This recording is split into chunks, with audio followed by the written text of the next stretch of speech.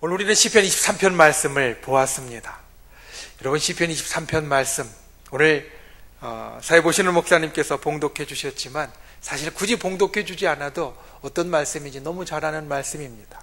우리가 귀로 익히 들어서 잘 알고 있고 또 어디를 가든지 이 말씀이 적혀져 있는 액자나 현판이나 다른 것들을 많이 볼 수 있기 때문에 때로는 그림 가운데 이 말씀이 적혀져 있는 것들도 우리가 볼 수 있기 때문에 우리가 아주 익숙한 말씀이면서 또 우리 믿는 사람들, 때로는 믿지 않는 사람들에게도 아주 사랑받는 성경에 나오는 말씀 가운데 하나입니다. 오늘 이 시편 23편의 말씀을 우리가 함께 보기를 원합니다. 그리고 이 말씀을 보기 원하는 것은 우리가 이 말씀을 찾는 이유와 같습니다. 어떤 것이냐면 우리가 좋고 우리가 괜찮을 때 이 말씀으로 감사할 것이 아니라 때로 힘들고 어려울 때 이를 통하여서 하나님 앞에 우리의 믿음의 고백을 하고 이 시편 다윗의 시라고 되어 있는 이 다윗의 고백과 같은 것을 우리의 삶 가운데 할 수 있기를 원하기 때문입니다. 진정 이 시편 23편이 어떤 믿음의 고백인가를 우리가 말씀을 통하여서 보다 더 깊이 오늘 살피고 그리고 우리도 우리의 삶 가운데 특별히 힘들고 어려울 때 이 말씀을 찾아보게 될 때 이와 같은 똑같은 믿음의 고백을 저와 여러분의 입술 가운데 마음 가운데 드릴 수 있는 귀한 분들이 되실 수 있기를 예수님의 이름으로 축원을 드립니다. 첫 번째, 이 시편 23편에는 채움의 고백이 있습니다.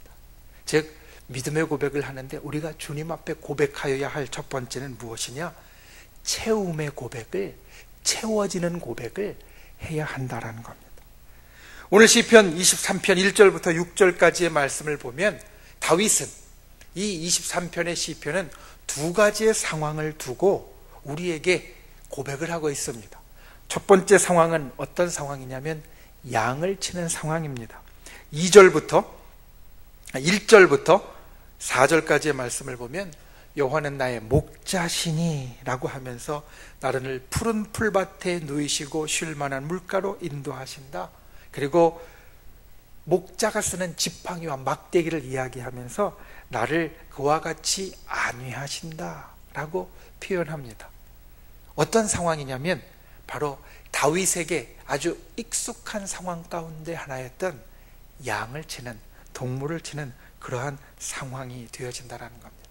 성경은 다윗이 위대한 왕이고 임금이라고 이야기를 하지만 그가 왕이요 임금이 되기 전에 어렸을 때에는 그가 양을 치고 또 짐승을 치는 목동이었다라고 이야기를 합니다.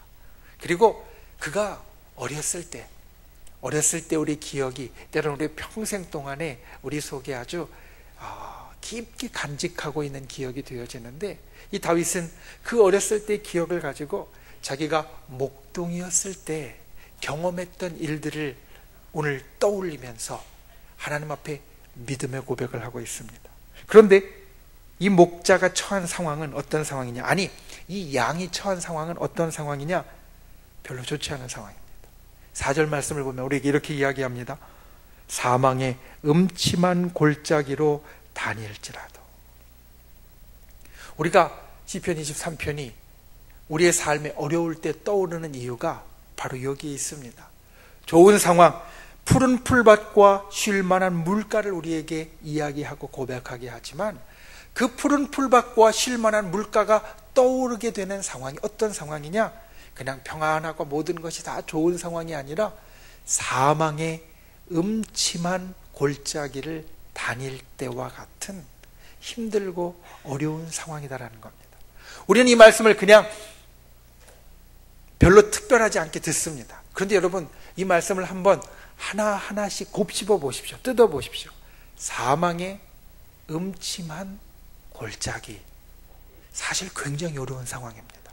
사망에 죽을 것 같이 음침한 밝고 환한 곳이 아니라 어둡고 아주 무언가 우리를 꽉 누르는 것 같은, 그리고 골짜기, 저 산등성이의 좋은 밝은 곳이 아니라 언제 어떤 맹수가 나올지 모르는 그런 골짜기와 같은 상황, 사망의 음침한 골짜기라는 이 세 개 어려운 것이 되어져 있는 이러한 표현은 우리의 삶이, 이 땅을 살아가는 우리의 삶이 참 쉽지 않다라는 것을 우리들에게 일러주는 표현이 되어진다는 겁니다. 때로는 우리는 사망의 길을 다닌 것 같을 때가 있고, 때로는 음침한 곳을 우리가 지날 것 같은 때도 있고, 또 골짜기와 같은 저 밑으로 내려가는 상황을 다닐 때와 같은 때가 있습니다. 우리의 삶이 항상 평탄하고 좋고 언덕과 밝은 곳과 좋은 곳을 다니면 좋겠지만, 아무 문제 없고 모든 것이 다 평탄하고 나의 건강이나 나의 사업이나 나의 직장이나 또 나의 가정이나 하는 모든 일들이 별 문제 없이 항상 좋으면 좋겠지만, 우리가 사는 삶은 사실 그렇지 않고요. 우리가 사는 삶은 이 사망의 음침한 골짜기라고 표현되어 있는 이런 어두운 때, 힘든 때, 괴로운 때가 항상 다가오는 그러한 삶, 그러한 시간이 되어진다라는 겁니다. 특별히 우리의 기억은 그럴 때를 훨씬 더 잘 기억합니다. 여러분, 한번 지난 1년 동안에 내게 있었던 일들 가운데 제일 좋았던 일, 제일 기뻤던 일이 무엇입니까? 라고 제가 물을 때 어떤 생각이 나십니까? 또는 지난 1년 가운데 제일 힘들었던 일이, 제일 아팠던 일이 어떤 겁니까? 라고 물어봤을 때 어떤 생각이 나십니까? 아마 대부분의 사람은 첫 번째 질문에는 도대체 내게 아주 좋았던 일, 지난 1년 동안에 정말 좋았던 일이 무엇이 있을까? 곰곰이 좀 생각해보고 시간이 걸리겠지만, 두 번째 질문은요, 정말로 힘든 일이 무엇이었냐고, 정말로 어려운 일이 무엇이었냐고 물어보는 두 번째 질문은 첫 번째보다 훨씬 더 짧은 시간에 대답할 수 있을 겁니다. 왜냐하면 우리가 힘들고 어려운 일을 보다 더 잘 기억하기 때문입니다. 다윗도 그랬을 겁니다. 사망의 음침한 골짜기라고 이 어려운 것을 세 개나 붙여서 표현하는 참 괴로운 상황이 그의 마음 가운데 가장 떠올랐을 때, 그때 그가 고백하는 것이 이것입니다. 주의 지팡이와 막대기가 나를 안위하십니다. 내가 두려워하지 않겠습니다.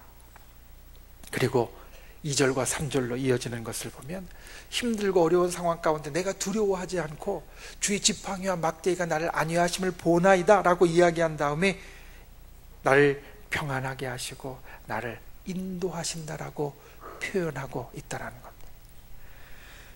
다윗의 눈앞에 펼쳐져 있는 상황은 사망의 음침한 골짜기입니다. 그런데 다윗은 눈앞에 펼쳐져 있는 그 상황을 보고 우리가 흔히 떠올리는 대로 괴롭고 힘들고 어려운 것을 그의 마음속에 갖게 된 것이 아니라 오히려 그 가운데 주의 지팡이와 막대기를 보고, 그 가운데 푸른 풀밭과 쉴 만한 물가를 보고, 그리고 그 가운데 나의 영혼을 소생시키시고 나를 인도하시는 그 하나님을 그의 영혼으로, 그의 마음으로, 그의 믿음으로 보게 되었다는 겁니다. 여러분, 우리가 이 땅을 살면서 우리의 힘들고 어려운 삶 가운데 주님 앞에 가져야 될 것이 이것입니다. 우리가 상황만 보고 있으면 이러한 고백을 할 수 없습니다. 당장 내 눈앞에 있는 사망의 음침한 골짜기를 보면요, 하나님 앞에 이런 고백을 할 수 없습니다. 그 음침한 골짜기만 보면서 힘들고 어려운 일만 토로할 뿐입니다. 하나님 앞에 괴로워할 뿐입니다. 고통스러워할 뿐입니다. 그런데 상황을 따르면 우리의 마음은 언제나 이럴 수밖에 없습니다. 우리의 상황은 때로는 사망의 음침한 골짜기와 같다가도, 저 산등성이를 올라가는 것 같다가도 이렇게 올라갔다 내려갔다 하는 것이 우리의 삶이기 때문에 그 상황에 따라서만 내가 고백한다면, 이럴 때는 좋았다가 이럴 때는 안 좋았다가, 이럴 때는 기뻤다가 이럴 때는 슬펐다가, 마치 좀 정신이 이상한 사람같이 왔다 갔다 할 수밖에 없다라는 겁니다. 그런데 주님 앞에 우리의 생각을 바꾸면, 주님 앞에 우리의 마음을 바꾸면 우리가 이 정신없이 왔다 갔다 하는 것에서 벗어날 수 있습니다. 여러분, 생각해 보십시오. 너무나 당연한 거지만 채우려면 비워줘야 합니다. 올라가려면 내려가야 합니다.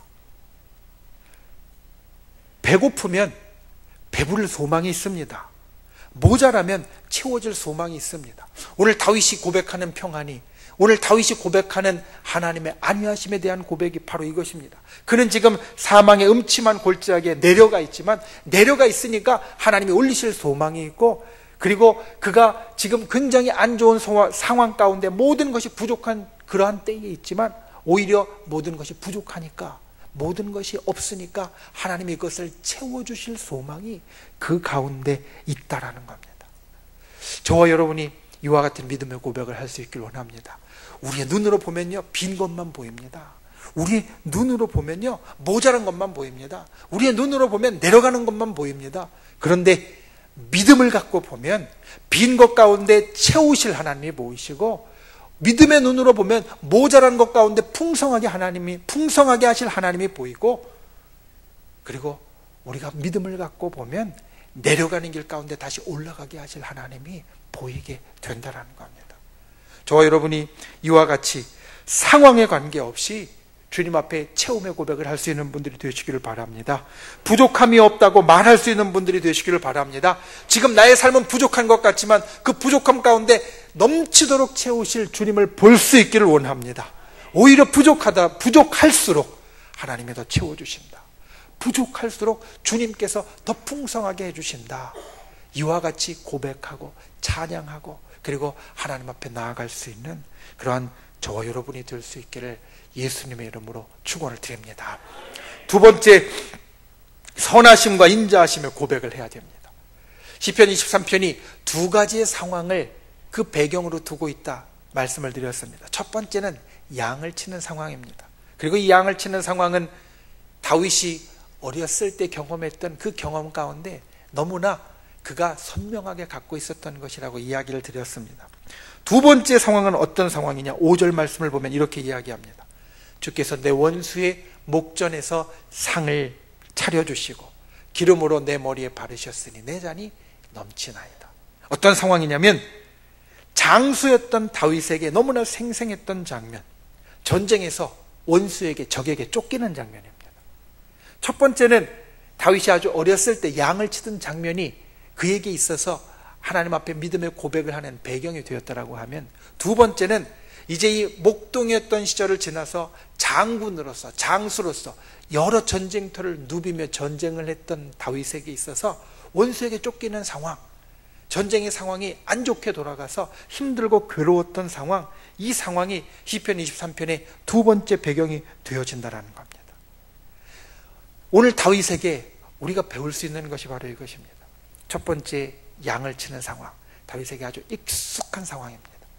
원수에게 쫓기는 상황, 많은 전쟁을 했던 당시 이스라엘의 북쪽과 그리고 동쪽과 서쪽과 남쪽에 이르기까지 사방을 누비면서 전쟁을 했던 다윗에게 있어서 이 전쟁의 상황은 아주 익숙한 상황인데, 다윗은 이 익숙한 상황 가운데 하나님을 떠올리고 있다라는 겁니다. 여러분, 이게 당연한 것 같지만 사실 당연하지 않습니다. 우리의 삶을 한번 생각해 보십시오. 우리가 무언가 처음 할 때, 가령 여러분이 이제 가게를 처음 열고 사업을 처음 시작한다라고 생각해 보면 그 처음 시작할 때는요, 하나님 앞에 기도합니다. 나와서 작정하고 기도하고요, 항상 간절하게 기도하고, 하나님, 내가 이걸 진짜 처음 시작하는데, 이걸 이제 새롭게 시작하는데 하나님께서 도와주시고 하나님께서 나와 함께 해주셔서 이게 잘 되게 해주십시오. 처음 시작할 때는요, 하나님 앞에 간절히 기도합니다. 그런데 어느 정도 이제 궤도에 올라가서 그게 익숙하게 잘 되어지면 어떻습니까? 그 기도가 줄어듭니다. 이게 우리입니다. 익숙해지면요, 뭔가 그냥 잘 되겠지, 내가 기도 특별히 열심히 하지 않아도 잘 되겠지, 우리는 사실 이렇게 생각하고 살아간다는 겁니다. 그런데 다윗은 그렇지 않았습니다. 그에게 가장 익숙한 상황, 양을 치는 상황과 전쟁의 상황, 그에게 가장 익숙한 상황 가운데 그냥 내가 알아서 가는 것이 아니라, 이건 내가 많이 해봤으니까 그냥 내가 했던 대로, 내 경험대로, 내 지혜대로, 내 이제까지 해왔던 대로 그냥 가는 것이 아니라, 오히려 더 하나님과 함께하는 자, 오히려 더 하나님의 도우심을 구하고 그 가운데 하나님을 떠올리는 자가 되고 있다는 겁니다. 다윗의 이러한 모습은 우리에게서 정말 중요한 것을 가르쳐 줍니다.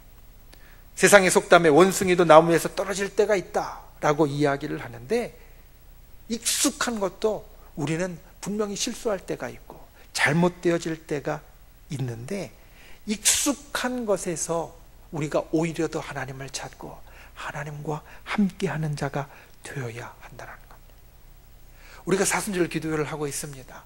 예수님 이 땅에 오셔서 육신을 가지고 이 땅의 삶을 살아가실 때, 특별히 마지막에 힘들고 괴로우실 때, 사실 예수님은 모든 상황을 다 알고 계셨습니다.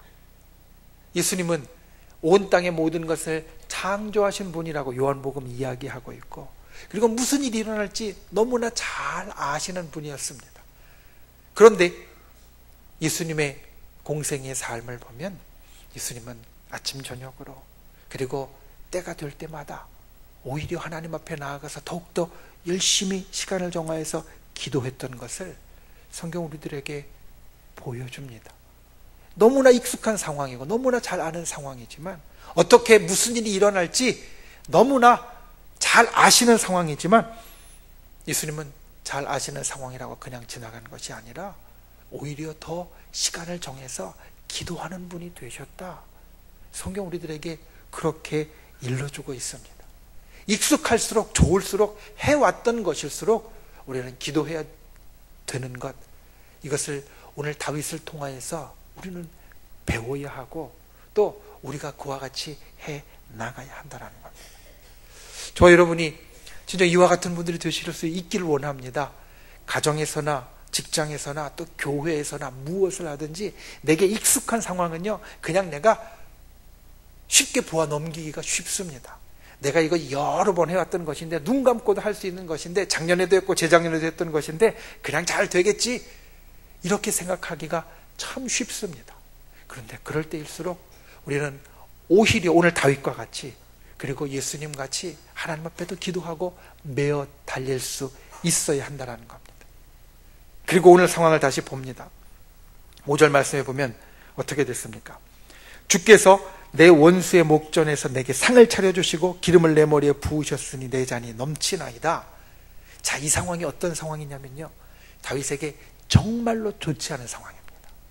왜냐하면 지금 우리가 이 말씀을 볼 때는 그냥 하나님께서 다윗에게 그 앞에 상을 차려주시고 그리고 그를 축복해 주시고 기름을 발라주시는구나, 참 괜찮은 상황이구나 라고 생각하기 쉽지만, 이 말씀을 곰곰이 속으로 들어가 보면 어떤 상황이냐면, 당시에 하나님께서 상을 차려주시고 기름을 발라주시는 것은 어디에서 일어나는 일이냐면 성전에서 일어난 일이었습니다.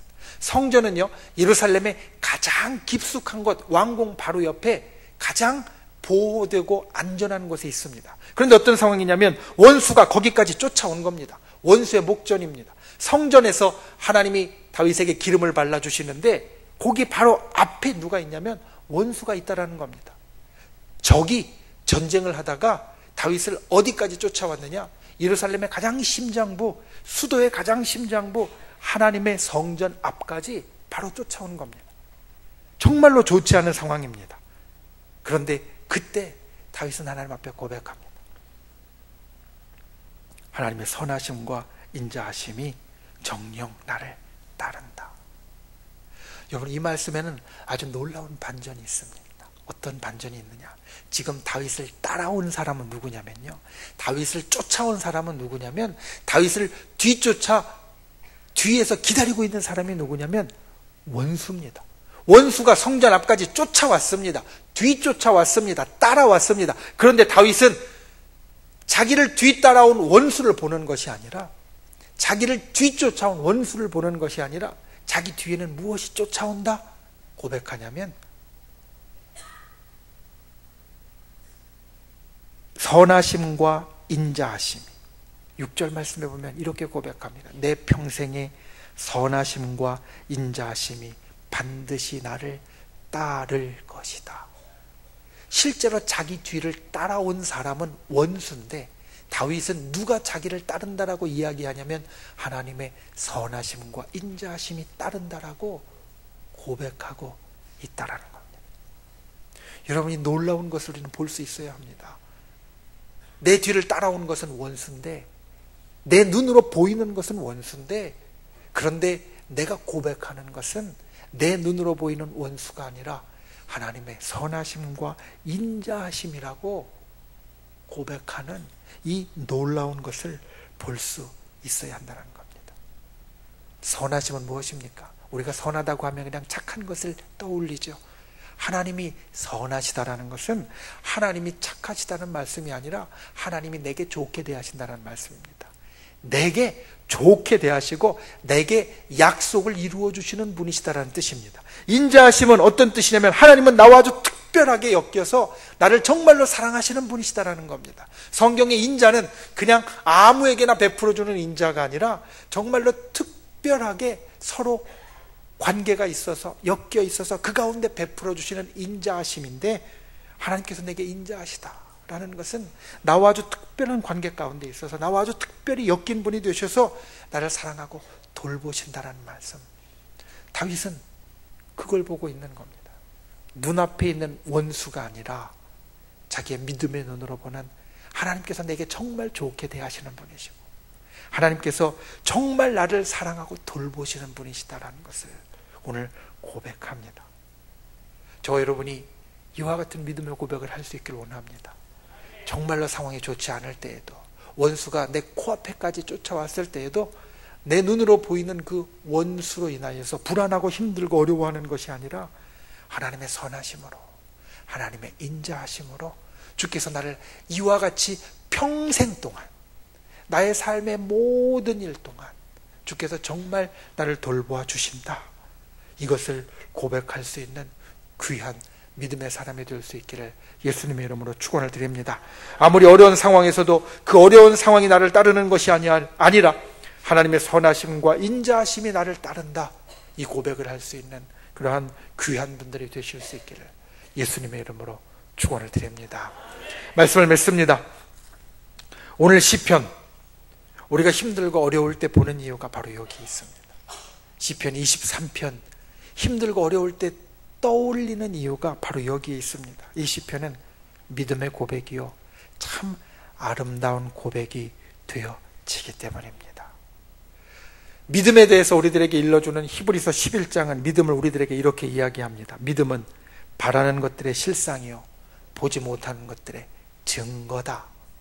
무슨 뜻이냐면, 믿음은 내가 바라는 것들을 실제로 내게 만들어주는 것이고 바라는 것들의 실상이고 보지 못하는 것들의 증거다. 내 눈으로는 보이지 않지만 증거는 뭡니까? 확실히 드러나는 겁니다. 눈에 보이거나 만져지는 걸 증거라고 하지 보이지 않는 걸 증거라고 하진 않습니다. 보이지 않는데 볼 수 있도록 만들어주는 것이 믿음이라는 겁니다. 오늘 다윗이 한 것이 믿음의 고백인 이유가 바로 여기 있습니다. 자기의 상황은 사망의 음침한 골짜기를 다니는 상황입니다. 그런데 다윗은 거기서 푸른 초장을 보고 쉴만한 물가를 봅니다. 자기 눈엔 지금 보이지 않는 거지만 그것을 실제로 보이도록 만드는 믿음을 다윗은 갖고 있었습니다. 다윗에게 지금 상황은 원수가 예루살렘의 심장부까지 자기를 쫓아온 상황인데 눈으로 보이는 원수를 보는 것이 아니라 믿음으로 내게 참 좋게 대하시는 하나님, 그리고 나를 정말로 사랑하시는 하나님, 주의 선하심과 인자하심이 나를 따라왔다, 믿음으로 그것을 보고 있다라는 겁니다. 저와 여러분이 이 땅의 삶 가운데, 이 땅에 살아가는 여러 힘들고 어려운 상황 가운데 이와 같은 역사를 이루실 수 있길 원합니다. 주님 앞에 나의 믿음의 눈을 가지고 주께서 나를 채워주십니다 라는 채움의 고백, 주의 선하심과 인자하심이 나를 정령 따르고 있습니다, 선하심과 인자하심의 고백을 주님 앞에 드릴 수 있는, 눈으로는 보이지 않지만 믿음으로는 볼 수 있는 그런 저 여러분이 다 되실 수 있기를 예수님의 이름으로 축원을 드립니다.